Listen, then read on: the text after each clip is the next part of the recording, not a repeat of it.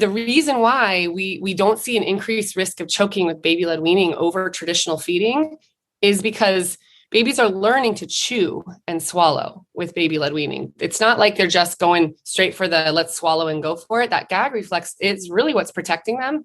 So if they put food in their mouth and they try to swallow it, their tongue will literally, this is way more Judy's area, but I'm just speaking for her. The tongue will literally propel forward and shoot that food back out. That's a very, very crude way of saying it. But essentially it keeps that food from going any further back. And that's why it's a reflex. It's automatic.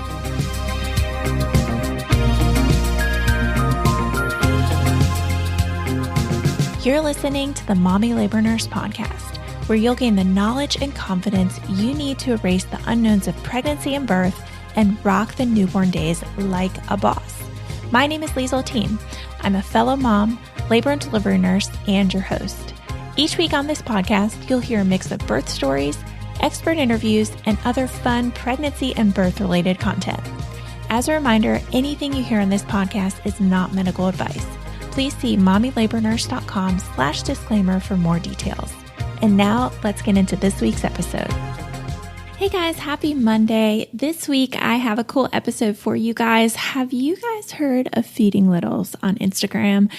If your baby is close to 6 months old or somewhere around there, or you have any issues with feeding or you have any questions about feeding, you probably know who Feeding Littles is.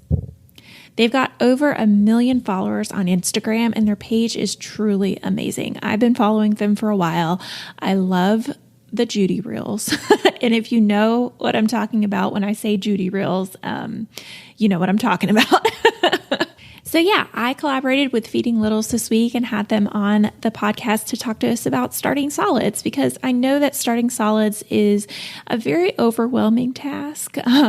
Breastfeeding and feeding your child is a very overwhelming task, but for some reason, once you start thinking about actually feeding them food, it's like, I've been just doing formula and or breast milk for months and months and months, and now I have to add something else to my plate. Like what?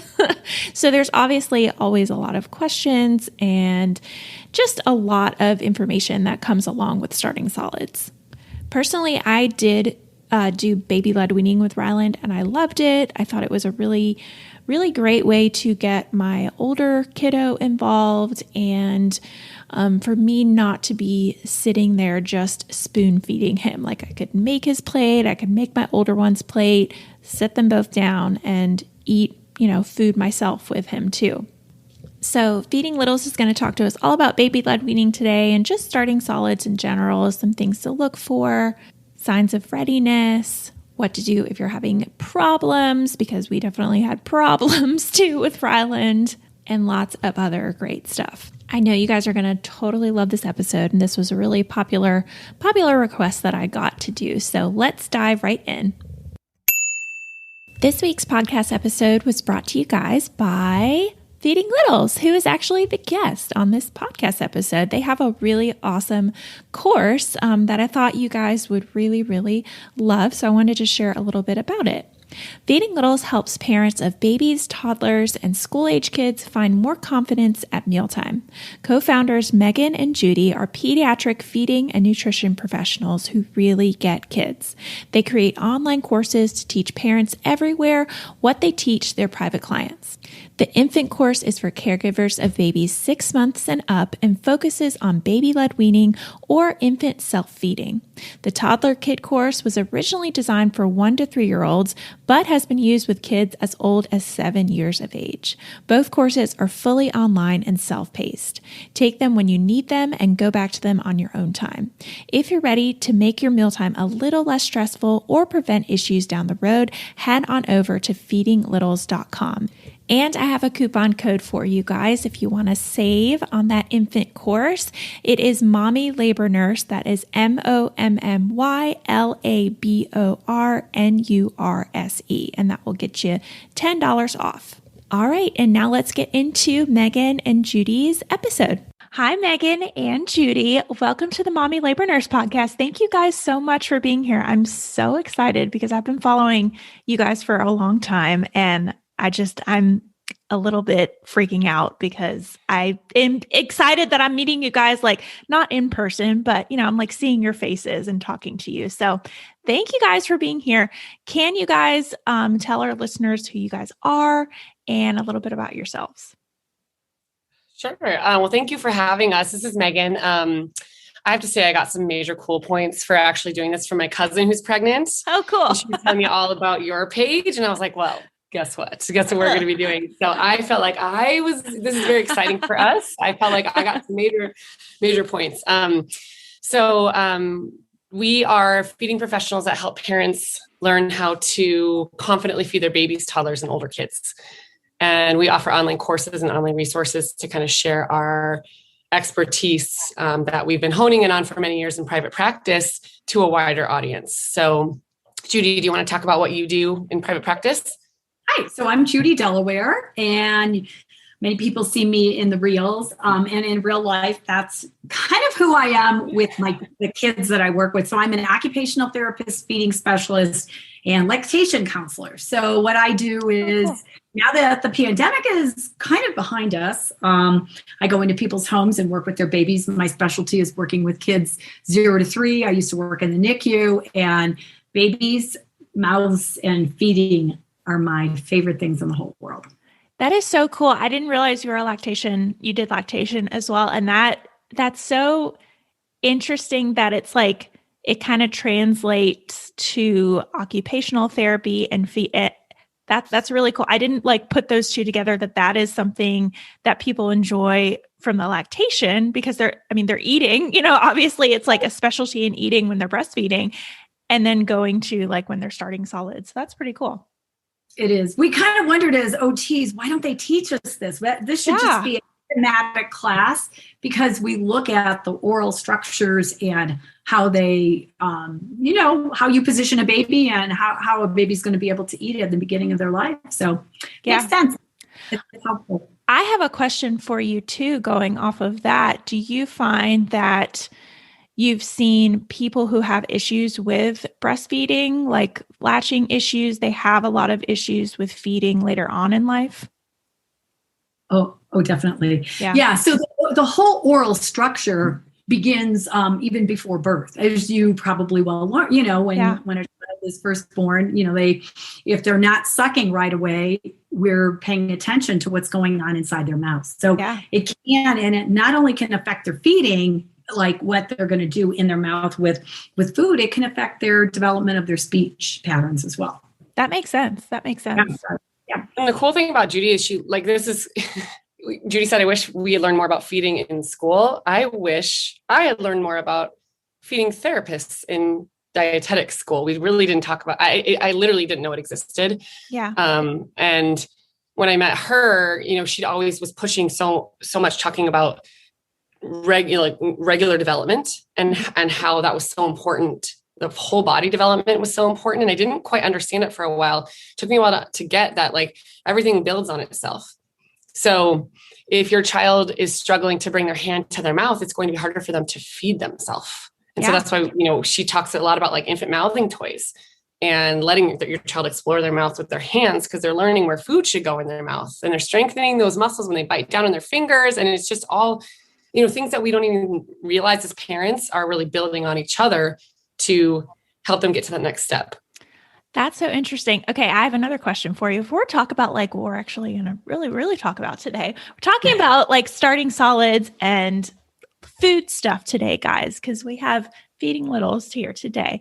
So I want to know, my little one is 11 months old and he bites everything. He has been biting everything since he was able to bite. And he started biting meat. He's just a biter.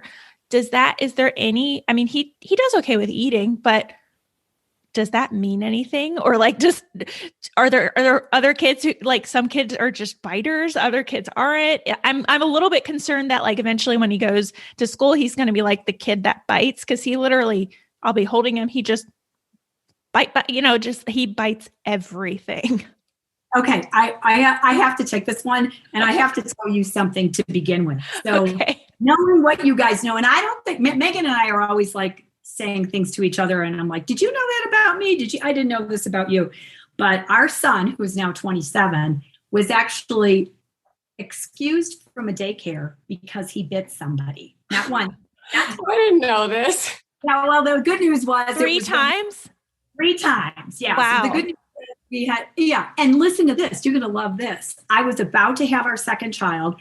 It was my last day of work.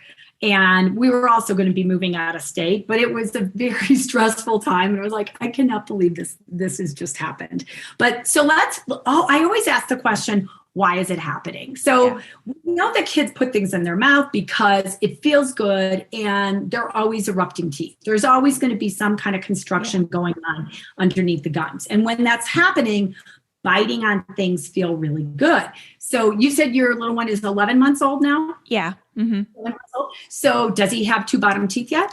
He has 8 teeth, actually. He's got a mouthful of teeth.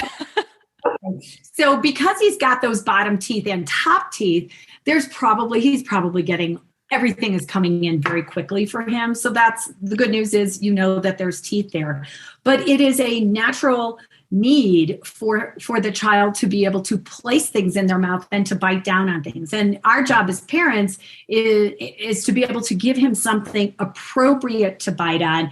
And as he's learning to bite, to learn to bite it in the most appropriate way inside of his mouth. So I can do a visual with you, but that doesn't help our listeners.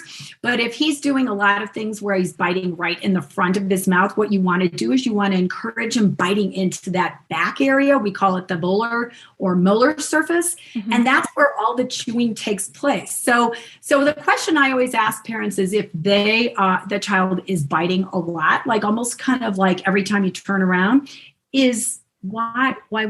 Is he getting a lot of input from that? Does he need some type of an input? And a way of being able to give him something else besides biting is maybe giving him something that has either more texture to eat or something with a higher sensory property. So maybe something like pickles or something that's going to be a lot more crunchy that might have texture and crunch and give him that auditory, the sound through his ears. Yeah. So trying that and see if that does the trick and placing it in the back. That's very interesting because he does have a texture thing. Like even when I was starting solids, he eats a lot more fruit and kind of soft stuff, but he always went for crunchy stuff. Like he is like I say, even now he's like my crunchy boy. Like as he eats just like he'll eat the little veggie sticks.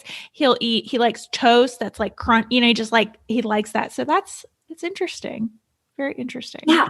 Yeah. So offer things that are going to fill that need for his body. Yeah. Yeah.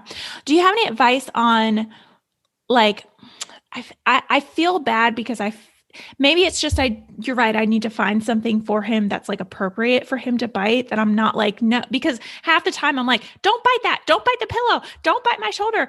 And then it's like, it's like a negative thing. And I don't want, it's not negative, right? I mean, they're babies. Right. And we recommend on our Amazon shop on Feeding Littles, we have a whole bunch of teethers that can be appropriate for a wide range of kids. And even though your child might be 11 months old and you'd say, well, does he still need a teether? He's just not little anymore. So you have the advantage, you're going to see this. So this is called a Fluxy. And again, if you go onto our Amazon shop and go under our teething devices, you can find things that are more rubbery, that feel really good inside of a child's mouth. Another thing is just, little tiny toothbrushes. Oh, yeah. Really, really good in their mouth, biting on something that is an appropriate thing instead of, on top of the crib, the wood on the coffee table, yep. Your finger, everything. My fingers, my shoulder, all of the things. Exactly. Yeah. Well, before we talk about, because I want to talk about introducing solids today, because a lot of my listeners are either pregnant or they just had babies or they're second-time moms that, have maybe done feeding, they have an older baby and they're getting ready to have another baby and going to start baby-led weaning. So I do want to talk about introducing solids, but before we talk about that, I'm actually really curious how you guys got Feeding Littles started, if you are willing to share. That's, sometimes we wonder that too. How did this happen? It was very much like a God project, an angel project for us. Judy had been working for many, many years in Colorado as a feeding therapist and occupational therapist and a few different roles, but had been doing OT, like private practice for a long time in feeding. And I was in Arizona.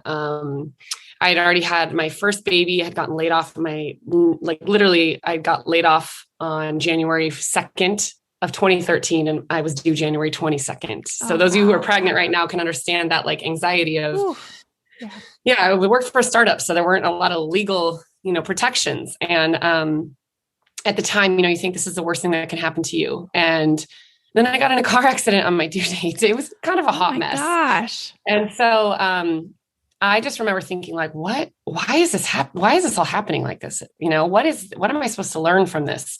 And I started going down for lactation support to actually a birth center locally. I didn't even give birth there. It's called Baby Moon Inn. It's a wonderful place. And I went to lactation support there. And they said, you need to start teaching here. We'd love to have you as a dietitian teach here and teach prenatal classes. So I started doing that. And then they said, why don't you teach baby-led weaning? It's this thing. It's really popular in Europe. And I was like, what are you talking about? I don't even know what that is. Yeah. And they were really positive about, learning about this. And so I did a lot of research myself. At the time, there was just not that much information out, especially in the professional spheres.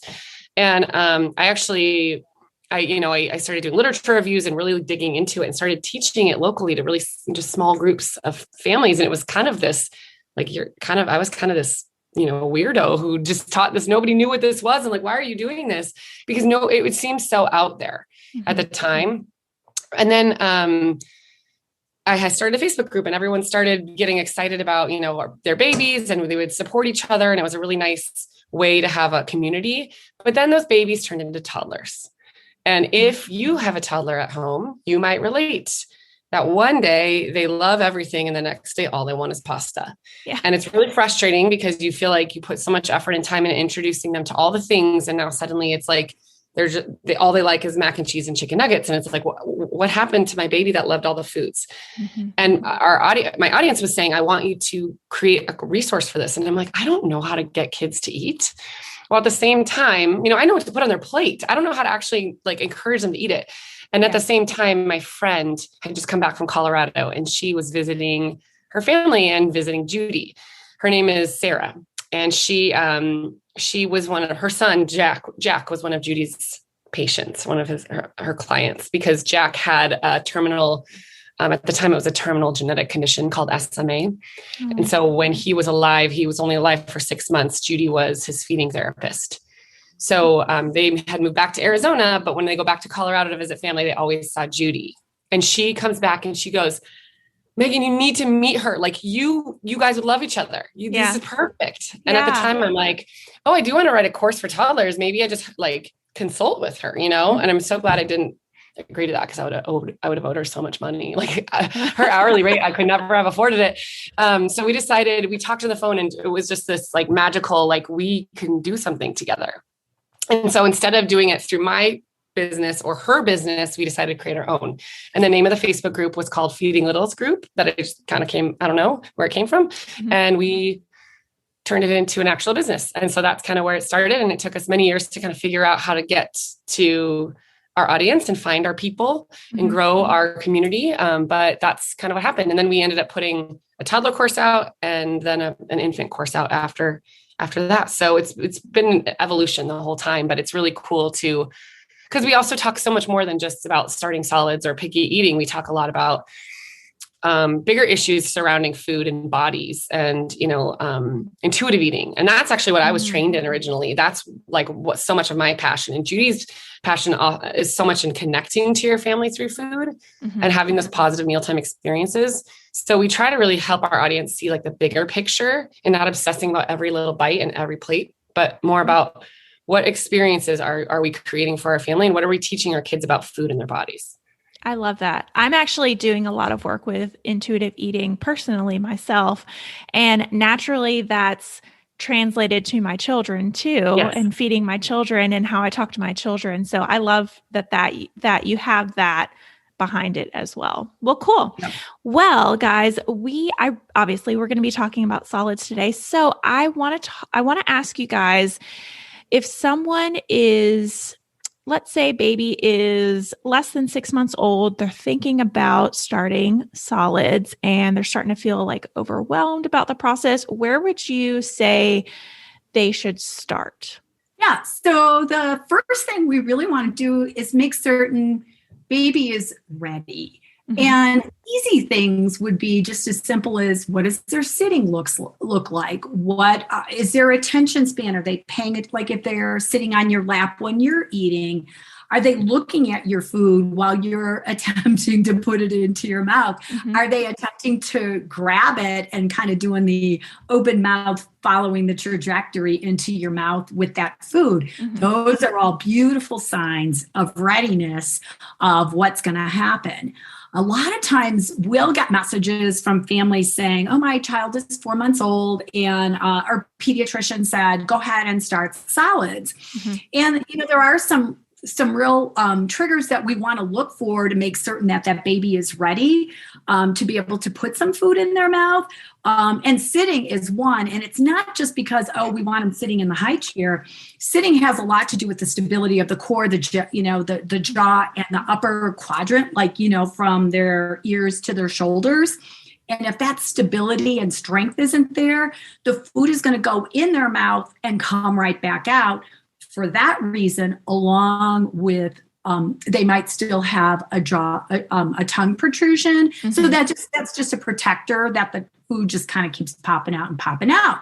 So the things that you want to look for is is baby ready? And if baby's ready, then we can start talking about some of the very first things that we would recommend. Megan, you want to take it from here? Yeah, I was going to say, I want to know what are some of the foods that you recommend that people start with? Because I think that's overwhelming in and of itself. Like, oh my gosh, what do we even start with? Do I start with a banana or do I start with this, that, and the other? So yeah, let's talk about some of the foods that you should start with. Yes. And why, even though we have an online course, we still teach this in person. Judy teaches this to families every day, and I still teach it every month in person. And I see the faces of our clients, and I know the anxiety. I did this with both of my kids too. You're like, oh my gosh. And just to back up really fast, just so people don't know what baby-led weaning is, I just want to offer a definition, because it sounds like it means letting your baby decide when to stop breastfeeding.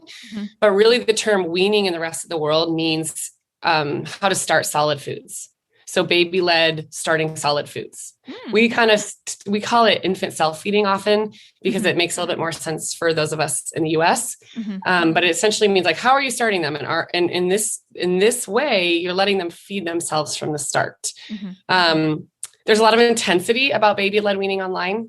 Intensity is kind of how I like to describe some places you'll go in and it will seem like it's just so rigid and rules driven and that there's no flexibility. And that's really not where the feeding science lies. That's not what we experience with clients or what we see in the literature at all. We don't need to have some of these rules that you might read about are arbitrary. So before you stop listening to this going I'm not doing this because it just seems like there's too many rules, please understand that that's not how we teach it at all.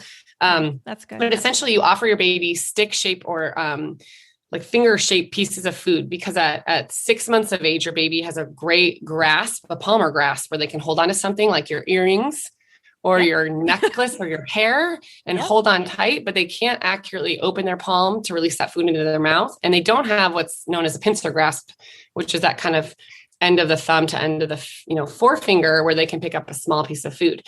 So logically you think, okay, they're little, give them tiny, tiny, tiny pieces of food, but they can't pick it up. Mm-hmm. So it doesn't help. It actually makes a baby very frustrated. It's like giving you a fork and then tying your hands behind your back and saying, good luck. You don't know how to use it. You can't use it. So we recommend foods that are soft and fork tender, that your baby can easily, put in their little tiny fist, and maybe you can hand it to your baby and put it in their fist as well, or they can pick it up from the tray and then they put it in their own mouth. And so things that are soft and fork tender that are the most popular foods to start with are banana, avocado, and cooked sweet potato. Those are kind of the most popular first feeding, I almost said first feeding littles foods, first baby-led weaning foods. But the point of baby-led weaning is really to give your baby a chance to eat the foods that you're eating as a family. Mm-hmm. So theoretically, if you were eating broccoli and salmon and mashed potatoes for dinner, you would give your baby a stalk of broccoli, a strip of salmon, and maybe a pile of mashed potatoes that they could explore with their hands, or you could put it on a loaded spoon and allow them to hold the spoon themselves and bring it to their own mouth. So there's not one right food to start with. We just recommend not offering true choking hazard foods or anything with honey in it. So as long as you're avoiding those, it's a pretty wide range of foods. I love that.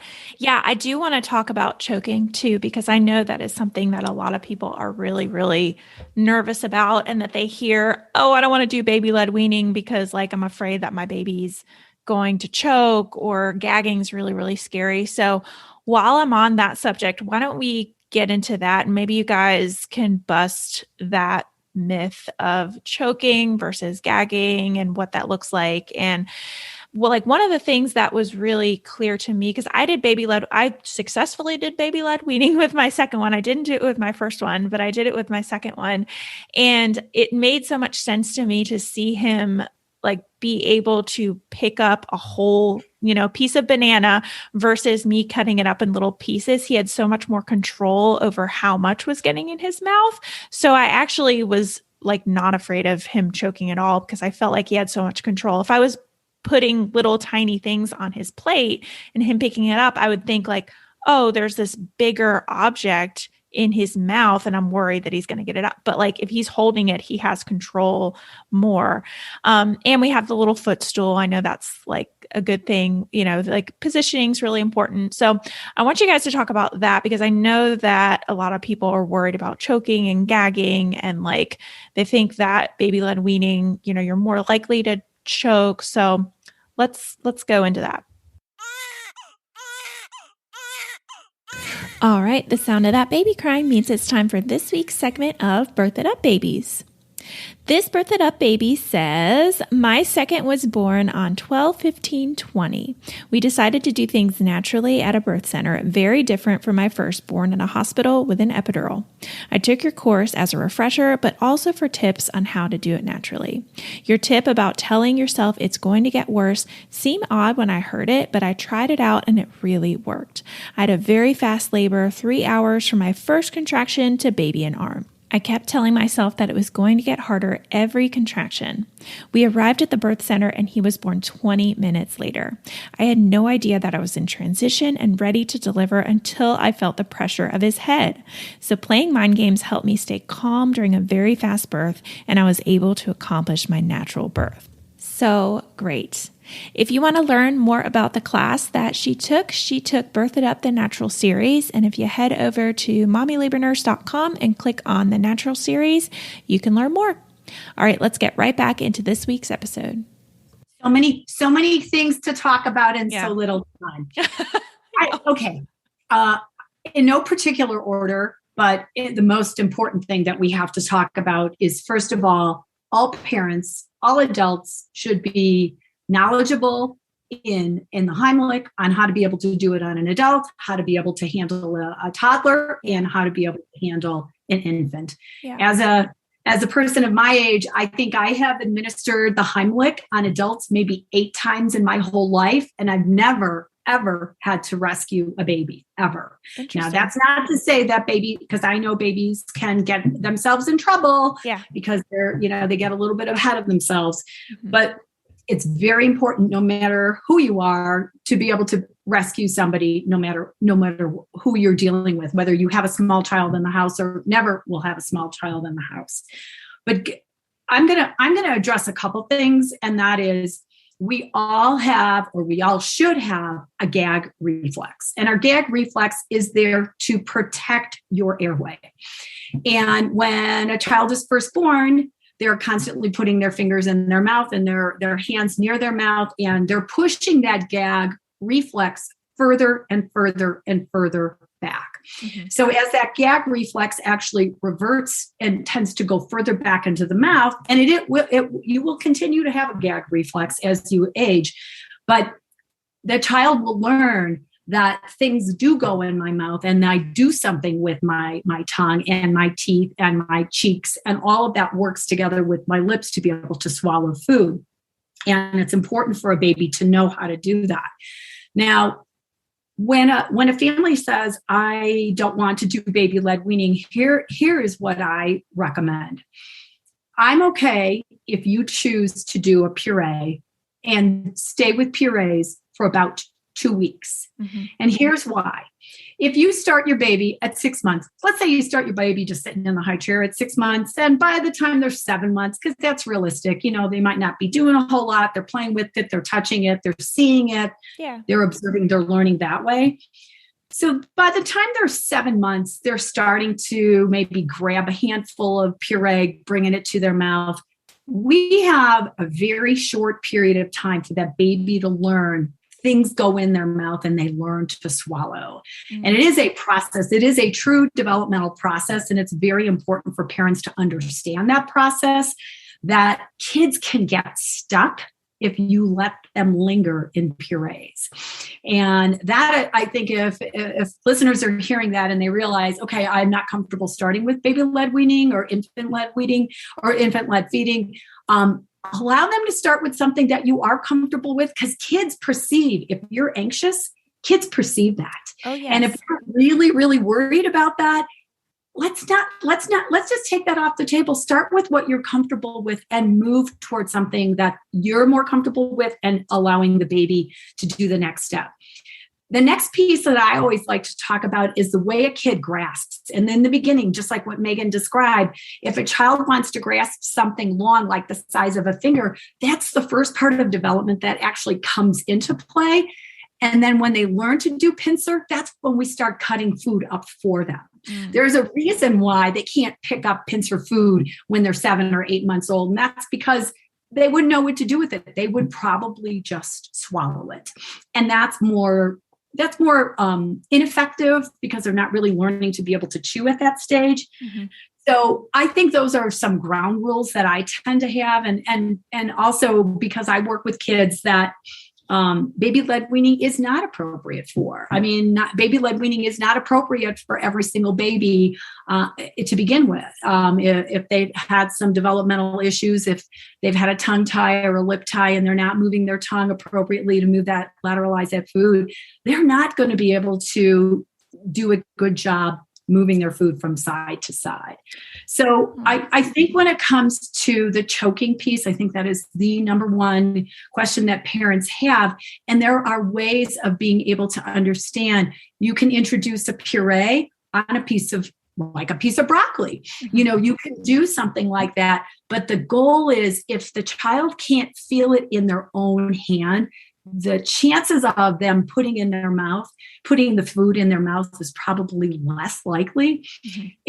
And I think both Megan and I will agree that if we can teach parents allowing their babies to at least feed themselves, they will see a bigger amount of progress with their child being introduced to solids than them doing the spoon feeding piece. Yeah, I love that. I want to add to that, if that's okay, because I think in the baby-led weaning world, the assumption is my baby will choke, because we are so unfamiliar with seeing babies feed themselves finger-shaped or, finger foods, essentially, that are like stick-shaped the size of your index finger. Yeah. For a lot of people, that is very foreign. And I think the reason why, now I walk into a class full of parents and say, let's talk about baby-led weaning or what it is, or, if you're interested in it. And almost all of them know what it is. And that's because we've seen it now. We've mm-hmm. seen kids do it. We've seen babies do it. Our friends have done it with their kids. It's a lot more comfortable and familiar. Mm-hmm. And really what the science supports, which is really interesting, we don't have any studies to prove that baby has to take puree off of a spoon to learn how to eat successfully. I was fascinated by that. Every single study says traditionally, by tradition. And this all started back in the early 1900s when baby food became really popular because formula was considered kind of the modern, clean way of feeding babies, and breastfeeding was considered not proper. Yeah. And so babies were getting formula, but at the time there was no way to fortify formula the way we can now and add those nutrients that are so critical. And so babies were becoming anemic really early, really young.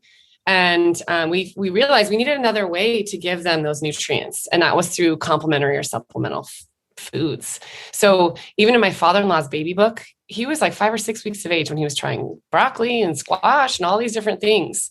And it almost became a competition between, providers, pediatricians, to see how young they could feed babies. Really? Sometimes as early as a few days of age.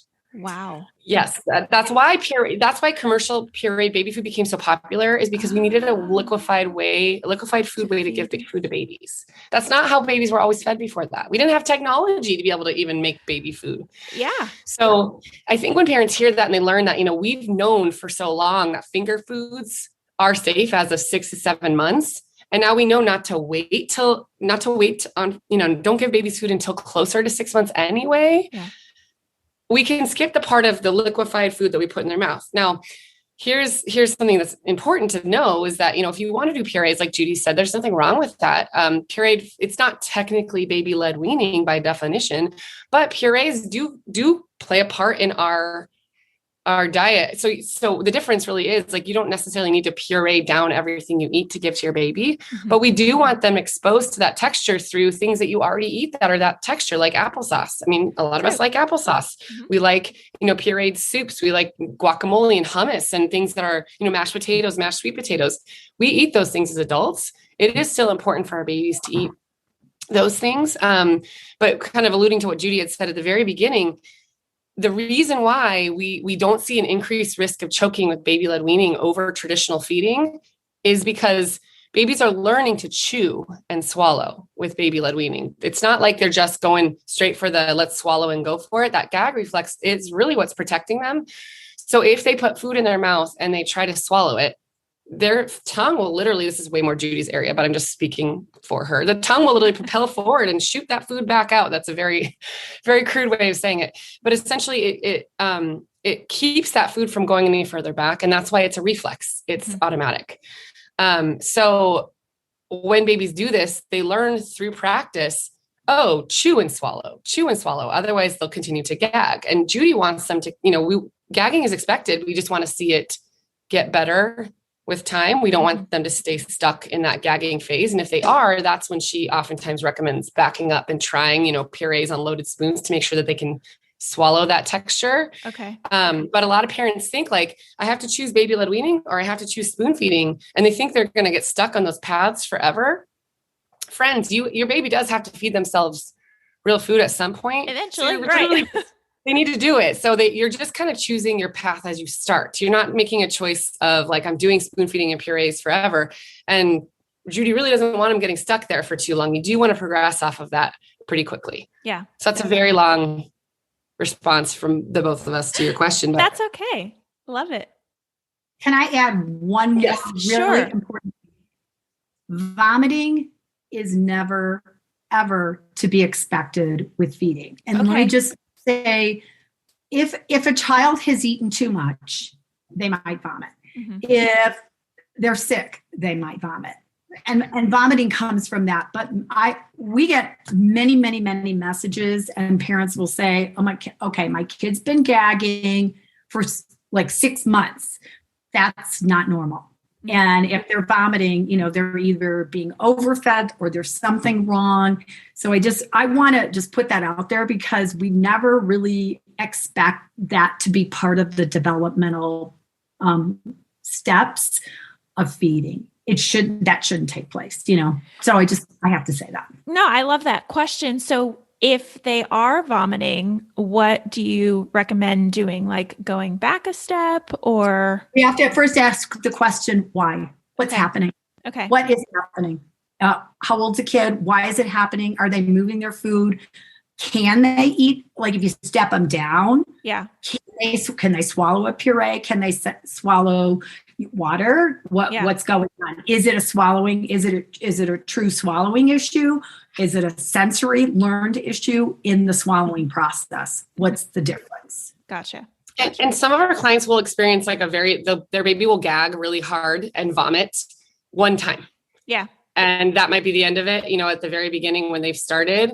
But Judy's always looking at progression. So, like, are we seeing this continue? Are we seeing gagging not get better? From a nutritional standpoint, if vomiting happens a few minutes after food and it's very frequent, it's something that's happening a lot, definitely bring that up to your doctor as well. because there are some conditions that cause vomiting, projectile vomiting after they eat. So I think there's so many things that can happen when you start solids. Obviously we're hoping that people get a positive experience and that it goes smoothly for them. But in case it doesn't, definitely bring it up to your doctor, because you just, sometimes you don't know what you don't know, and it's worth mentioning. Yeah, no, it makes total sense. Well, I want to talk about one last thing too. And that is something that I experienced with Ryland. Is I started and I was like really, really excited about him starting. And then he was just not into it. He would poke at his food and play with his food. And I thought that was, like, why is he not interested in, like, it took him a while to really like catch on to like, this is food. I have to put this in my mouth. I'm eating. So he didn't even eat food for a few weeks or a month after I introduced it. So I guess my question is, what advice would you give to somebody if they have a baby or is that just normal that every baby kind of does that there, where they start and they're not eating food for a few weeks? Is that something that you would expect? Or what advice would you give to somebody if they start baby-led weaning and maybe it's not going, the way that they thought it was going to go? It's normal. Yeah. And Judy, the cool thing about Judy is like, in the baby-led weaning world, they just say, well, just keep giving them food, keep trying. And while that is definitely one of our first recommendations, if you're feeling like it's not working out, it's like, okay, they're really not getting there. We have in our course, we actually have a whole troubleshooting section on this and some techniques that Judy uses with clients. But again, bring it up to your provider, because if you're getting to that, closer to that 1 year mark, and your baby's still not interested in food, not putting food in their mouth, not chewing or swallowing at that point, and you've been practicing for many months, we definitely want to see what's going on. Yeah. It is very normal for them to play when this starts. And the term baby-led weaning or baby-led is really important here. Your baby will lead the dance. So at the beginning, you want to make sure you're sitting down and eating together, because they have to see what they're supposed to do to imitate it. And if they don't know what it looks like, it's hard for them to know how to do it themselves. So make sure you're definitely eating together. You're eating foods that look pretty similar, so you can, show them, ooh, yum, zucchini, I'm eating this and we're eating this together. But if they're not progressing, if it seems like they're not that interested and it's not clicking yet, which it has to do for many babies, we recommend bumping up exposures to food instead of doing it once a day, which is, we recommend at least once a day when you start, working up to 9 times a day. I was like, let me say that again. Okay. Whoa. Once a day when you start, 3 times a day by 9 months. There it is. Okay. And that's obviously with some flexibility. If there's illness or you get home too late, they're still getting most of their nutrition from milk, but this is all about exposure and practice. So if your baby's 6.5, 7.5 months old, and you've been doing 1 time a day, and it's like, they're just not getting it. They need more experience. They need more practice. So let them have another shot at more opportunities, more exposures, if you will, and see if twice a day or even 3 times a day helps them figure it out. That makes sense. I kind of equate it to like swimming lessons. So my older one is in swimming lessons, and like they say, okay, if you just go once a week, then he'll eventually get it. But like, if you really want them to learn how to, you have to like get them in the pool every day. You have to go to these camps that it's like every day, or do lessons 3 times a week, because they have to be exposed to it. So if you have any older kids who are in swimming lessons, kind of like, baby-led weaning, we'll say. Yes, I feel that. Lots oh gosh, the years of swimming lessons. You're giving me a little bit of PTSD now that my kids are literally, they're at a camp now swimming on their own, but the years and years that leads up to it, it can be intense. Yeah. My older one is 4.5. So we're almost to the point where he's like independent, but we're still working on it. But it just reminded me of that, because he is in swimming lessons now. So that is something that they told us that, okay, like you got to go a lot to be able to learn how to do it, which makes sense. I mean, if you think about anything, if you just do it once a week versus like you're doing it every single day, it's naturally going to come easier to you. Well, cool, guys. Well, thank you so much, Megan and Judy, for joining me. I encourage everyone to check out Baby-Led Weaning. I'm super into it because I was able to do it successfully. And one of the things that really one of the things that I really liked about baby-led weaning versus not doing it with my first one is I hated the task, I guess, of sitting down and feeding my baby and not being able to eat myself. Like I felt like, okay, it's fun at first, like, okay, yay. But now I'm like, I'm hungry too. I want to eat. So it was really fun to be able to prep my 4-year-old's food and prep my 6-month, he's 11 months now, but prep my other one's food and prep my food. And we all sat down together, and my older one was eating at the same time as my little one. And he was, showing him how to eat too. And like his whole thing was he loved to deliver the plate. I would put the stuff on the plate, and my 4-year-old would go over and like give it to my little one. So it's just fun to like get it. I feel like it's a way to get the whole family involved. So definitely encourage everybody to check out baby-led weaning. If you're at that age and starting solids, I feel like there's probably a lot of education that you can do before you're even ready at that 6-month mark. Like I know I started reading stuff before my baby was even, close to 6 months to kind of like get myself to know a little bit more about it. But I want you guys to tell our listeners where they can find you on social media and courses that you guys have, because I know you guys have tons and tons of resources. Sure. Yeah, we are at Feeding Littles. I'm looking at Judy deciding who's going to take it because we both speak for each other so much. Okay. We are at feedinglittles.com. And I believe you do have a coupon. We have a coupon code for your audience too, under Mommy Labor Nurse. Yep. For I think $10 off. And then we are all over Instagram. That's kind of where we live. So if you're up in the middle of the night and you want to look at interesting information, not only do we have posts, but we have tons of highlights, and we always have stories. So interesting things to check out there. We're on Pinterest and Facebook as well at Feeding Littles. But I want to just share that, the reason we created the online course, honestly, was because people wanted everything in one spot, and they wanted to hear from people that had done this, not only with their kids, but with their clients, and had, that background in feeding.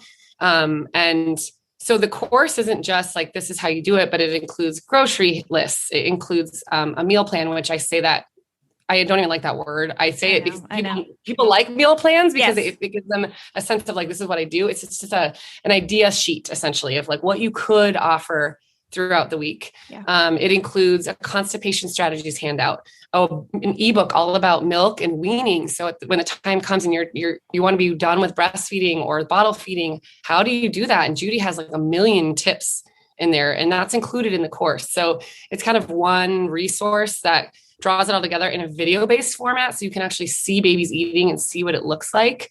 We talk tons about safety. There's videos of babies gagging and what that is, resources for you to print out. It's kind of a way for us to share our expertise in one place and reach more people instead of just, the one-on-one that we also love to do as well. But it's $59 before the coupon code. So it'd be $49 with the code. Very cool. Very cool. Well, thank you guys so much for joining me today. I think this is a perfect episode for anybody who's interested in baby-led weaning to tune in. And I know a lot of people are going to come and follow you and get your course. So thank you guys for joining me. Thank you. Thanks again to Megan and Judy for joining me on this week's episode of the Mommy Labor Nurse podcast. Once again, I just wanted to remind you guys, if you want to check out their infant feeding course, I do have a code. It is Mommy Labor Nurse, MOMMYLABORNURSE, and that will save you $10 off of their infant feeding course.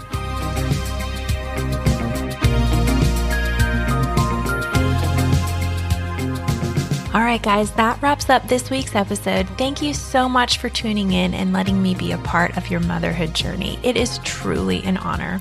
If you like what you heard, don't forget to hit that subscribe button so you never miss an episode. And I love hearing what you guys think of the podcast. So if you're liking what you hear or you have a suggestion, I'd be so grateful if you'd go ahead and leave me a review wherever you're listening to help more mamas just like you find the show. What do you think? Are you starting to feel a little more confident about your pregnancy and birth? Well, if you want more, be sure to head on over to mommylabornurse.com/podcast for today's show notes and a library of episodes so you can keep getting educated before your upcoming birth. And while you're over there, be sure to check out the blog and learn about our online birth classes. Find it all and more over at mommylabornurse.com/podcast. See you next week, same time, same place.